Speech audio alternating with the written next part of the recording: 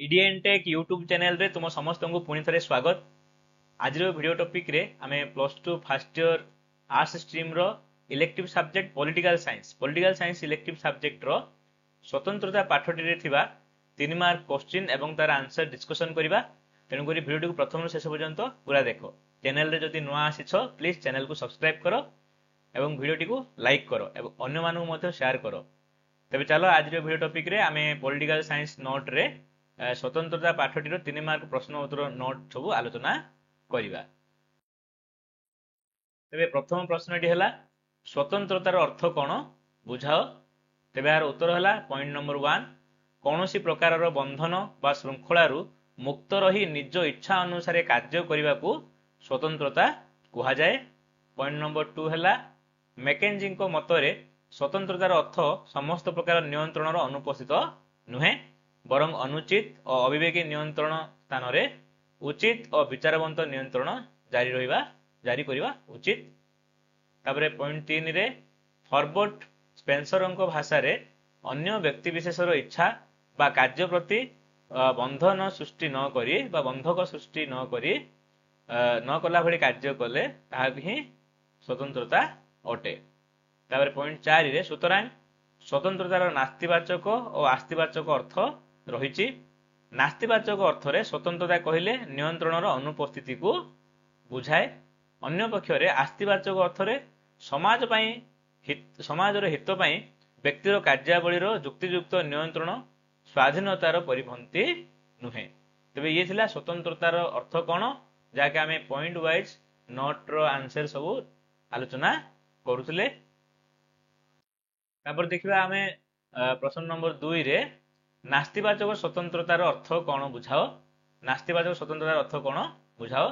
तेबे यार उत्तर हला पॉइंट 1 रे नास्तिवाचक अर्थ रे स्वतंत्रतार अर्थ हेउची नियंत्रणर अनुपस्थित अटे। नियंत्रणर अनुपस्थित माने पिला माने मन रख आमु जदि जणे किए कंट्रोल करिवनी बा नियंत्रण करिवनी आमु जो स्वतंत्रता मिलिवो सेही स्वतंत्रता को नास्तिवाचक स्वतंत्रता कहा जाय। कारण जदि आमु किए जदि कंट्रोल करिवनी बा नियंत्रण करिवनी ताहाले आमे से स्वतंत्रता पाई किछि ना किछि काम करि परिबा। मन रख पिला माने जदि आम साइकेल रे ब्रेक नथिबो ताहाले आमर कोन असुविधा हेबो।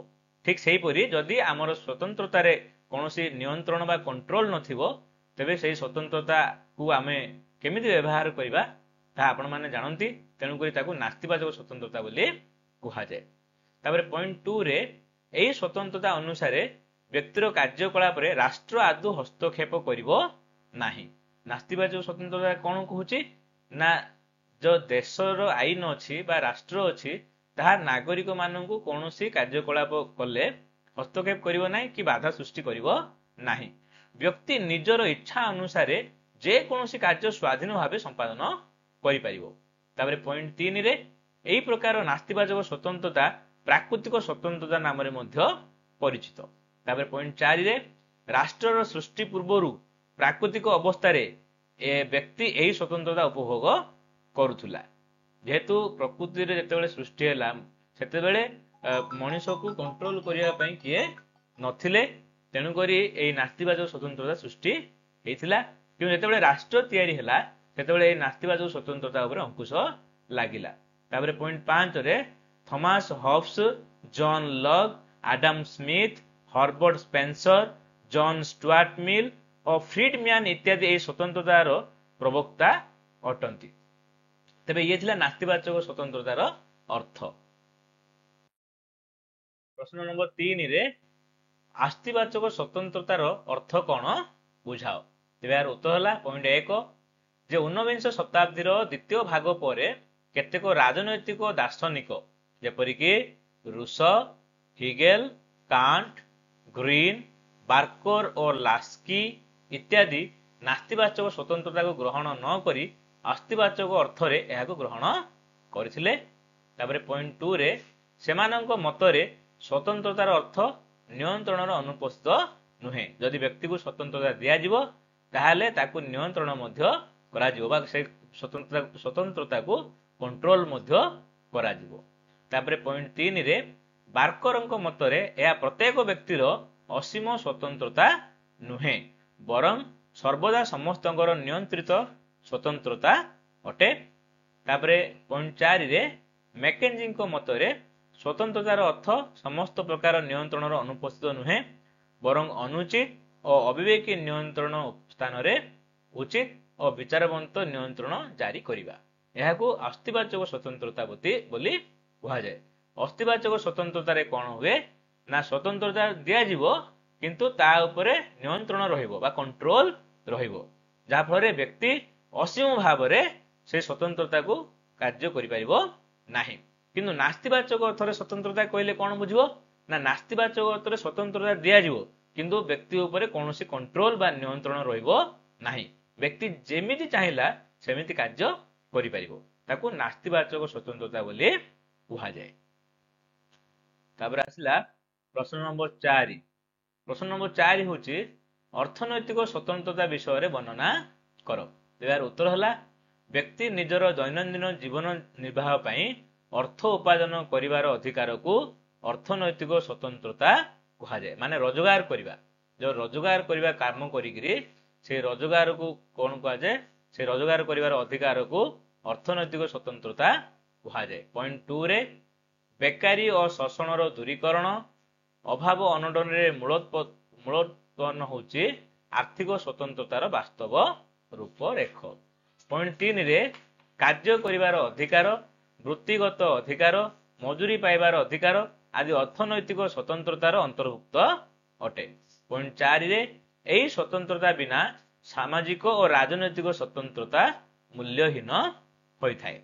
एवं पॉइंट 5 रे गणतंत्र सफलता अर्थनैतिक स्वतंत्रता उपर निर्भर करिथाय। जदि जणे व्यक्ति गोटे देश रे रही जे कोनोसी काम करी अर्थ उपार्जन करिबा रोजगार करी समाज रे चली थाए ताकू अर्थनैतिक स्वतंत्रता दिया जायछि बोली कहा जाए। आ एही अर्थनैतिक स्वतंत्रता ही गणतंत्र सफलता आनिबारे सहाय्य करे। प्रश्न नंबर 5 रे अर्थनैतिक समानता विषय रे वर्णना करो। तेबार उत्तर हला पॉइंट 1 धनी दरिद्र पार्थक्य दूरीकरण और नागरिक मानकर सुषम आय बंटन को अर्थनैतिक समानता कहा जाए। तापरे पॉइंट 2 रे अन्य अर्थरे अर्थनैतिक समानता अर्थ समाज अत्याधिक संपत्ति संबंधी पार्थक्य दूरीकरण और व्यक्ति मानक मध्य रे सुषम आय बंटन करबा होइथाय। पॉइंट 3 रे प्रत्येक व्यक्ति को सर्वनिम्न अर्थनैतिक सुविधा और सुजोग प्रदान करा गले अर्थनैतिक समानता प्रतिष्ठित होइथाय। तापर पॉइंट 4 रे प्रत्येक नागरिक व्यक्तित्वर विकास साधन पई अर्थनैतिक समानता सर्वदा आवश्यक अटे। एवं पॉइंट 5 रे अर्थनैतिक समानता बिना राजनैतिक समानता निरर्थक हो पड़े। तेणु प्रत्येक समाजवादी साम्यवादी और जनमंगल राष्ट्र माने अर्थनैतिक समानता उपर गुरुत्व प्रदान करिसंती। तो ये थिला अर्थनैतिक समानता जहा कि बर्तमान आम आलोचना करथिले। तापर आसला प्रश्न नंबर 6। प्रश्न नंबर 6 होची राजनैतिक न्याय माने कौन यह बुझाओ। राजनैतिक न्याय माने कौन यह बुझाओ। तेबार उत्तर हला पॉइंट 1 जे राष्ट्र शासन रे लोक मानकर मुक्त अबाध और समान अंशग्रहण को राजनैतिक न्याय कहा जाए। तापर पॉइंट 2 रे राष्ट्र राजनैतिक व्यापार रे समस्त को समान सुजोग प्रदान करबा होची राजनैतिक न्यायर लक्ष्य अटे। तापर पॉइंट 3 रे स्वाधीन और निरपेक्ष निर्वाचन राजनैतिक पद पदवी ग्रहण वाक स्वाधीनता इत्यादि राजनैतिक न्यायर उपादान अटे। पॉइंट 4 रे गणतांत्रिक राष्ट्र रे सार्वजनीन साबालक भोट प्रथा माध्यम रे लोकमाननकु राजनैतिक न्याय प्रदान करा जाय थाए। एवं पॉइंट 5 रे जातीय स्वाधीनता बिना राजनैतिक न्याय चिंता करा जाय परिबो नाही। तेबे एभली भाबरे राजनैतिक न्याय नागरिक माननकु प्रदान करी राज्य बा राष्ट्रर शासन कार्यर अंशग्रहण करिवार सुजोग दिया जाए। तेबे ताकू राजनैतिक न्याय कहा जाए। तापर आसला प्रश्न नंबर 7 रे आईन और स्वतंत्रतार संपर्क विषय रे वर्णना करो। आईन और स्वतंत्रतार संपर्क विषय रे वर्णना करो।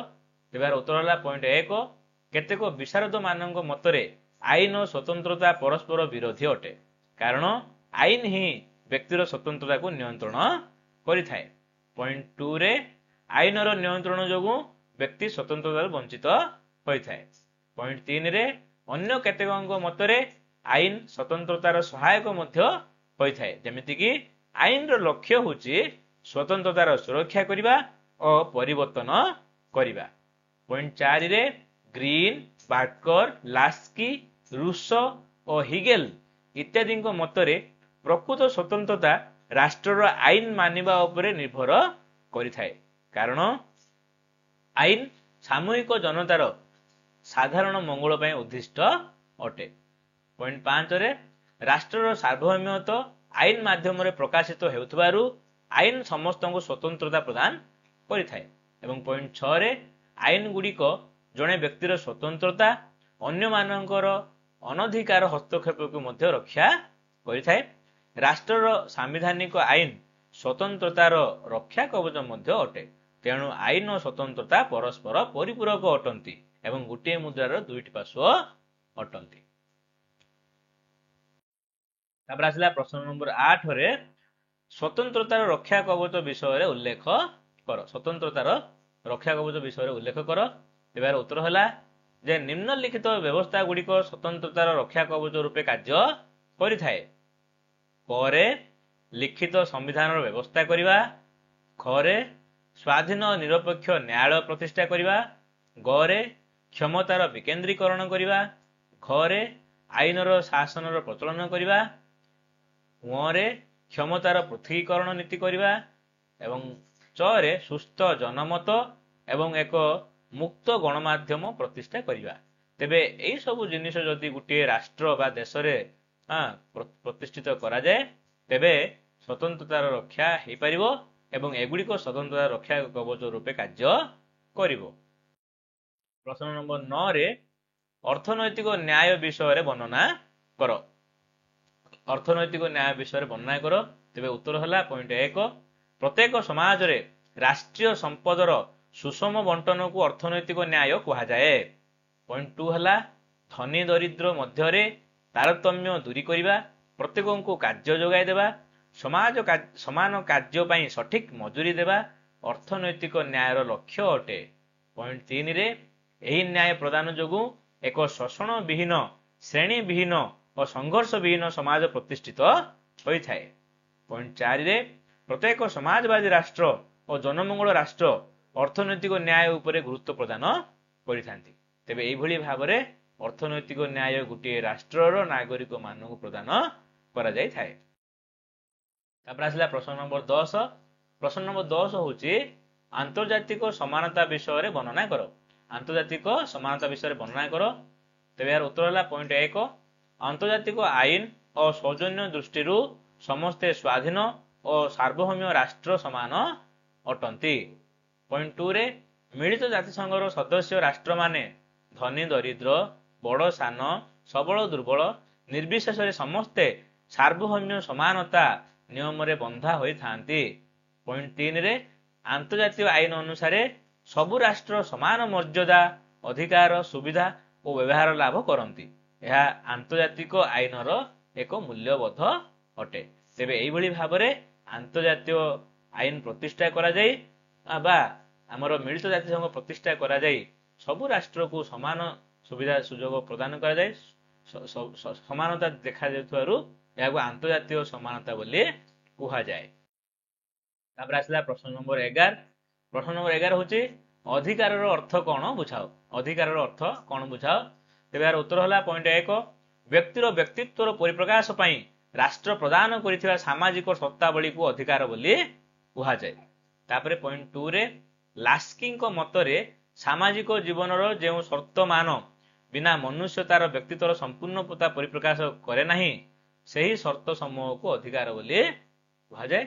ଏବଂ ପଏଣ୍ଟ 3 ରେ ଗ୍ରୀନଙ୍କ ମତରେ ସର୍ବସାଧାରଣଙ୍କ ମଙ୍ଗଳ ସାଧନ ପାଇଁ ଯେଉଁ କ୍ଷମତା ଦାବି କରାଯାଏ ଓ ସ୍ୱୀକୃତି ପ୍ରଦାନ କରାଯାଏ ତାହାକୁ ଅଧିକାର କୁହାଯାଏ। ପଏଣ୍ଟ 4 ରେ ଅଧିକାର ସାହାଯ୍ୟରେ ମନୁଷ୍ୟ ନିଜ ବ୍ୟକ୍ତିତ୍ୱର ବିକାଶ କରିବା ସହିତ ସମାଜର ମଙ୍ଗଳ ସାଧନା ମଧ୍ୟ କରେ। ଅଧିକାର ଅର୍ଥ କହିଲେ କଣ ନା ରାଷ୍ଟ୍ର ଯେଉଁ ସାମାଜିକ ସତ୍ତାବଳୀ ନାଗରିକକୁ ପ୍ରଦାନ କରିଥାଏ ତାହାକୁ ଅଧିକାର ବୋଲି କୁହାଯାଏ। ତାପରେ ଆସିଲା ପ୍ରଶ୍ନ ନମ୍ବର 12 ରେ सॉरी एटा 13 लिखा जाइछि नैतिक अधिकार विषय वर्णना कर तेबे यार उत्तर हला पॉइंट 1 जो अधिकार द्वारा व्यक्तिर नैतिक चेतनार अभिवृद्धि होता है ताहाकू नैतिक अधिकार कहा जाए। पॉइंट 2 रे यह एपरी एक अधिकार जहाँ व्यक्ति निजर अवचेतन मनरे निजर अधिकार बोली साब्यस्त करिथाए। पॉइंट 3 रे यह आईन सम्मत होई नथिबारु माने नैतिक अधिकार आईन सम्मत होई नथिबारु एथिरु वंचित हेले राष्ट्र कोनोसी प्रतिकार मध्य करि पारे नाही। पॉइंट 4 रे अन्य ठारू शिष्टाचार आशा करिवा पिता पुत्र गुरु शिष्यर संपर्क इत्यादि नैतिक अधिकार द्वारा परिचालित अटे। एवं पॉइंट 5 रे यह प्रचलित परंपरा धर्मशास्त्र और जनमत उपर निर्भर करिथाए। तेबे ये थिला नैतिक अधिकार जहा कि आम आलोचना कले। यही प्रश्नटी 12 नंबर अटे जहा कि भूल रे 13 नंबर रे लिखि दिया जाइछि। तेबे समस्त को धन्यवाद। आमे पॉलिटिकल साइंस रो स्वतंत्रता पाठरी रो इंपोर्टेंट 12टी 3 मार्क क्वेश्चन आंसर डिस्कशन कले। आशा करे या तुम मानकर परीक्षा उपयोगी होई परिबो। जेहेतु मु पॉइंट अनुसार ए नोट सब तैयारी करिछि एवं तुम मान आगे प्रकाश करूछि तेणु करी बोधे बुझेवा पई मु समय सापेक्ष भाबुछि। जदि मु बुझे कहबी ताहाले भिडियोटी मध्ये लंबा हे जिवो। तेणु करी तुम माने ए नोट को भल भाबरे देखिनियो आलोचना रे अंशग्रहण करनियो आपे निश्चित भाबरे बुझिजिवो एवं मने रहिजिवो। ए स्वतंत्रता पाठटी रो पार्ट 2 मध्ये आसीबो 3 मार्क प्रश्न उत्तर रो। तेणु करी चैनल को सब्सक्राइब करि थाओ। वीडियो भल लागिथिले वीडियो को लाइक करो एवं अन्य मानक मध्ये शेयर करो। Wish you all the best. Thank you to all.